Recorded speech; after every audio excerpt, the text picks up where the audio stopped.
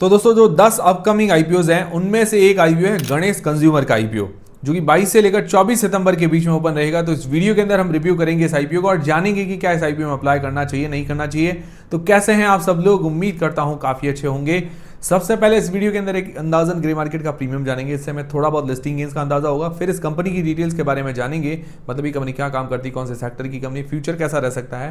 फिर इसके फाइनेंशियल्स और फंडामेंटल्स जानेंगे, मतलब कंपनी प्रॉफिट मेकिंग है या लॉस मेकिंग है, और अपने जो भी कंपटीटर्स वगैरह उनसे महंगी है या सस्ती है। फिर इस आईपीओ की डिटेल्स के बारे में जानेंगे और अंत में हम जानेंगे कि क्या इस आईपीओ में अप्लाई करना चाहिए, नहीं करना चाहिए, और करें तो लिस्टिंग गेंस के हिसाब से या लॉन्ग टर्म के हिसाब से। सारी चीज़ें हम क्लियर करेंगे इस वीडियो के अंदर। और वीडियो शुरू करने से पहले दोस्तों Telegram, Instagram, WhatsApp channel, free में डीमेट अकाउंट, सबकी लिंक डिस्क्रिप्शन के अंदर मिल जाएगी। और देखिए सारी चीजें मैं आपके क्लियर करूंगा, डिसीजन आपको अपनी रिस्क और अपना एनालिसिस लगा के ही बनाना है। तो सबसे पहले एक अंदाजन ग्रे मार्केट का प्रीमियम जाने तो आज की तारीख में 7% के आसपास, 7% के आसपास बता रहा है, 23 रुपीज पर शेयर, मतलब 23 रुपये पर शेयर। डिमांड अभी कम भी है और बहुत सारे आईपीओज हैं, तो मुझे लगता है और भी हो सकता है डिमांड कम हो जाए, डिमांड शिफ्ट हो सकती है, क्योंकि इतने ज़्यादा आईपीओज एक साथ हैं तो एक साथ तो पैसा मतलब इतना कहाँ से लाएंगे लोग, लिमिटेड ही होगा पैसा, तो डिमांड इधर उधर शिफ्ट होगी और डिमांड कम भी होगी काफ़ी सारे आईपीओज की।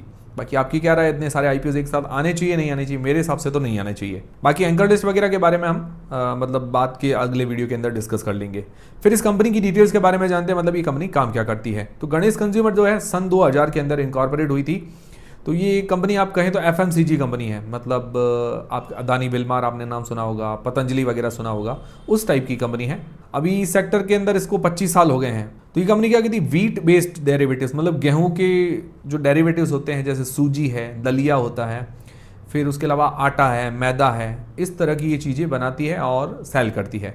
अब आटे के अंदर भी ज़्यादातर वीट फ्लोर, मतलब जो गेहूं का आटा होता है, फिर मैदा होता है, फिर बेसन का आटा होता है, बेसन के आटे के अंदर सत्तू भी होता है, सत्तू भी ये मैन्युफैक्चर करती है, बाजरी का आटा होता है, उसके अलावा और भी कई तरह की आटे वगैरह मैन्युफैक्चर करती है और सेल वगैरह करती है। उसके अलावा इंस्टेंट फूड मिक्स है, मसाले वगैरह, स्पाइसेस जिनको बोलते हैं, हल्दी के पाउडर है, मिर्ची पाउडर है, इस तरह की सारी चीज़ें मैन्युफैक्चर करके सेल करती है। टोटल इसकी 7 मैन्युफैक्चरिंग यूनिट्स है। कोलकाता बेस्ड कंपनी है, मतलब ईस्ट इंडिया की कंपनी है, और ईस्ट इंडिया के अंदर लीडिंग प्लेयर्स है, मतलब टॉप लीडिंग प्लेयर्स जो है उसके अंदर इसका नंबर आता है। काफ़ी अच्छी बात है। इसका रेवेन्यू ब्रेकअप अगर देखें तो B2C मतलब बिजनेस टू कंज्यूमर अगर देखें तो 77% का रेवेन्यू वहीं से आता है।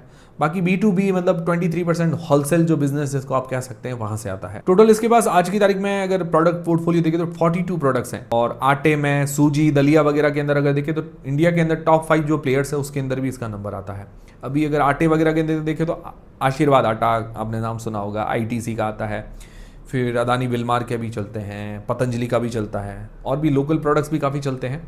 तो ये FMCG सेक्टर काम बढ़िया है, सदाबहार डिमांडिंग काम है। बट इस सेक्टर के अंदर ऑफलाइन ऑनलाइन मतलब लिस्टेड प्लेयर्स, अनलिस्टेड प्लेयर्स, खूब कंपटीशन है। बहुत सारी कंपनियां लिस्टेड अनलिस्टेड है हमारे यहाँ पर।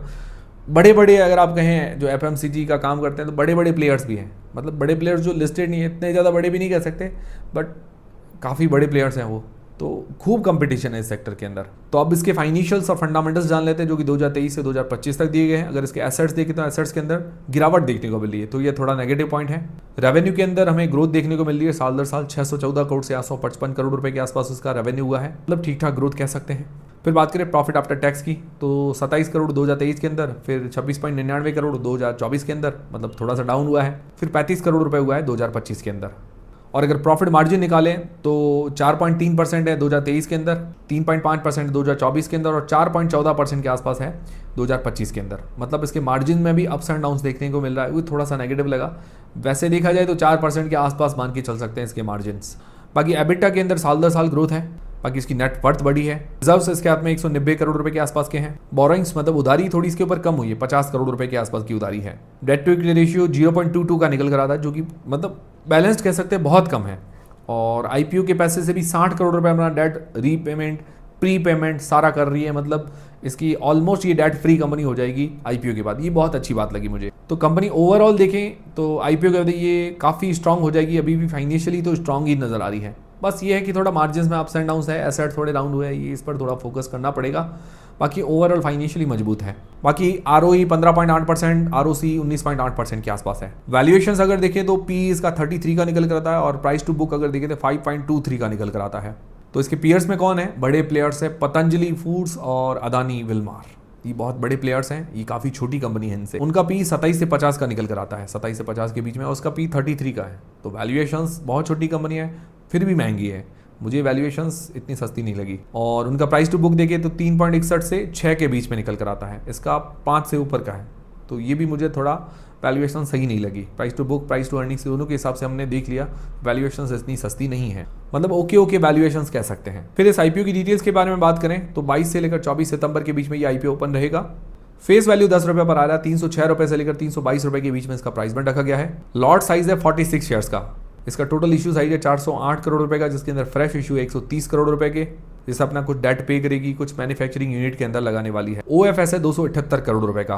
प्रमोटर की होल्डिंग पहले 75% की होगी, बाद में 64% 64% के आसपास की हो जाएगी। रिटेल पोर्शन 35% का, और लिस्टिंग डेट है 29 सितंबर को। ये हो गई कंप्लीट आईपीओ की डिटेल्स। अब सबसे मेन सवाल यह है कि क्या इस आईपीओ में अप्लाई करना चाहिए या नहीं करना चाहिए, करें तो लिस्टिंग गेन्स के हिसाब से करें या लॉन्ग टर्म के हिसाब से। तो सारी चीज़ें क्लियर करते हैं। उससे पहले आपके पास या आपके फैमिली मेंबर्स में किसी के पास डीमेट अकाउंट नहीं खुलवाना चाहते हैं तो उसकी लिंक डिस्क्रिप्शन के अंदर मिल जाएगी। और दोस्तों मैं सारी चीज़ें आपके क्लियर करूंगा। डिसीजन आपको अपनी रिस्क और अपना एनालिसिस लगा के ही बनाना है, जो भी डिसीजन होगा वो आपका होगा।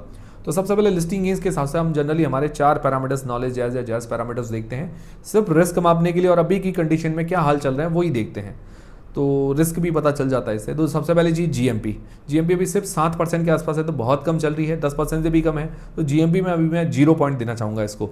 वैल्यूएशंस देखिए तो ओके इतनी खास नहीं है। फेस वैल्यू 10 रुपये पर है और ठीक ठाक वैल्यूएशंस है, तो मैं वैल्यूएशंस में आधा पॉइंट इसको देना चाहूँगा। बाकी एंकर और सब्सक्रिप्शन आना बाकी है, उसके बारे में बाद में डिस्कस कर लेंगे कि भाई कैसे आते हैं। बाकी अभी के हिसाब से थोड़ा रिस्क तो नज़र आ ही रहा है। बाकी आप लोग क्या करने वाले हैं मुझे कमेंट करके ज़रूर बताइएगा। पर्सनली अभी देखा जाए तो मुझे थोड़ा कम इंटरेस्ट है। अभी देखा जाए तो मैं देखूंगा कि भाई आगे सिचुएशन कैसी रहती है, क्योंकि बहुत सारे आईपीओज हैं। अब देखेंगे जिनमें ज़्यादा डिमांड होगी तो उनकी तरफ ही हम बढ़ेंगे। फिर दोस्तों लॉन्ग टर्म के हिसाब से जो लोग अप्लाई करना चाहते हैं तो पॉजिटिव्स और नेगेटिव्स देख लेते हैं। पॉजिटिव में देखिए तो ये एफएमसीजी सेक्टर सदाबहार डिमांडिंग सेक्टर, हमेशा इसकी डिमांड रहती है, और ईस्ट इंडिया के अंदर ये लीडिंग मतलब कंपनीज के अंदर इसका नंबर आता है। और ये सूजी वगैरह होती है, दलिया, उसके अंदर भी टॉप 5 प्लेयर्स में कह सकते हैं इंडिया के अंदर। और आईपीओ के बाद ये ऑलमोस्ट डेट फ्री कंपनी हो जाएगी। फाइनेंशियली कंपनी स्ट्रांग नजर आ रही है। बाकी आरओसी वगैरह बढ़िया है, 15% के आसपास ठीक है। प्रमोटर की होल्डिंग आईपीओ के बाद भी काफ़ी अच्छी रह जाएगी। तो ये है कुछ इसके पॉजिटिव्स। नेगेटिव्स क्या है? नेगेटिव्स देखिए वैल्यूएशंस, एक तो पहली चीज़ ओके लगी, इतनी खास अट्रैक्टिव नहीं लगी। दूसरी चीज़ एक मार्जिन्स में थोड़ा बहुत उतार चढ़ाव है, इस पर थोड़ा बहुत फोकस करना पड़ेगा। मार्जिन्स लगातार बढ़ते हैं तो बढ़िया लगता है, बाकी ठीक है, मार्जिन इतने खराब भी नहीं है। ओवरऑल देखा जाए तो अट्रैक्टिव कंपनी है लॉन्ग टर्म के हिसाब से देखा जाए तो। लिस्टिंग गेन्स के हिसाब से तो देखिए अभी रिस्क नजर आ रहा है, लॉन्ग टर्म के हिसाब से अट्रैक्शन नजर आ रहा है।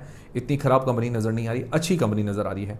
बाकी कंपेयर करेंगे अगर पतंजलि से, अदानी से, तो बहुत छोटी कंपनी है, अभी इसको ग्रोथ करना बाकी है, टाइम लगेगा इसको। बाकी अभी छोटा मार्केट कैप है, सिर्फ 1300 करोड़ रुपए के आसपास का है, तो उस हिसाब से ग्रोथ अपॉर्चुनिटी थोड़ी सी ज़्यादा है। छोटी कंपनी के अंदर ग्रोथ अपॉर्चुनिटी होती है, रिस्क भी ज़्यादा होते हैं, बट ओवरऑल हमने इसके अंदर देखा तो इतने ज़्यादा रिस्क नहीं है। फाइनेंशियली कंपनी स्ट्रांग है, फंडामेंटली स्ट्रांग है, ठीक कंपनी नजर आ रही है। ठीक है, एक ज़्यादा नेगेटिव लगा वो वैल्यूएशंस का, वैल्यूएशन थोड़ी और सस्ती करते तो बढ़िया रहता। ओवरऑल अट्रैक्शन तो है। बाकी आप लोग क्या करने वाले, अप्लाई करेंगे नहीं करेंगे, कमेंट करके मुझे बता दीजिएगा। और मुझे उम्मीद है कि सारे डाउट्स आपके जरूर क्लियर हुए हैं। तो वीडियो लाइक जरूर करें, चैनल को सब्सक्राइब कर लें। मिलते हैं अगले वीडियो के अंदर। टेलीग्राम, इंस्टाग्राम, फ्री में डीमेट अकाउंट सबकी लिंक डिस्क्रिप्शन के अंदर आपको मिल जाएगी।